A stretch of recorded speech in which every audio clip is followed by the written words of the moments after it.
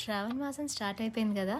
శ్రావణ మాసం స్టార్ట్ అయిపోగానే నాకు పనైతే పడిపోయిందండి. మా అమ్మ యూఎస్ ఎళ్ళింది గదా! అందుకని చెప్పేసి అమ్మ పూజ గది మొత్తం క్లీన్ చేయమని చెప్పింది. శ్రావణ మంగళవారం కల్లా మొత్తం నీట్‌గా ఉండాలి అని చెప్పి. సరే పొద్దున్నే అయితే టైం లేదని చెప్పేసి సాంబార్ పెట్టేశాను. అన్ని వెజిటబుల్స్ కట్ చేసి ఉండే.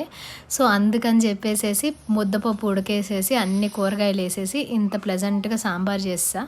ఇడ్లీ పిండి అయితే ఇన్‌స్టెంట్‌గా ఉంది. దాని తర్వాత వంకాయ, టమాటా పచ్చడి చేసేసాననమాట.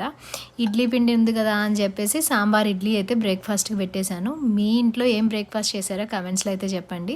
సాంబార్ ఇడ్లీ ఎవరికి ఇష్టమో కూడా కమెంట్స్‌లో చెప్పండి.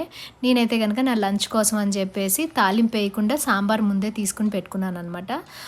వెజిటబుల్స్ బాయిల్ చేసి కొంచెం పప్పు ఉంటే గనుక అది లంచ్ రెసిపీకి నాకైతే వర్క్ అవుతది. యాక్చువల్‌గా నేనేం కార్బ్స్ తినను కాబట్టి మధ్యాహ్నం సాంబార్‌తో ఒకటేసాను.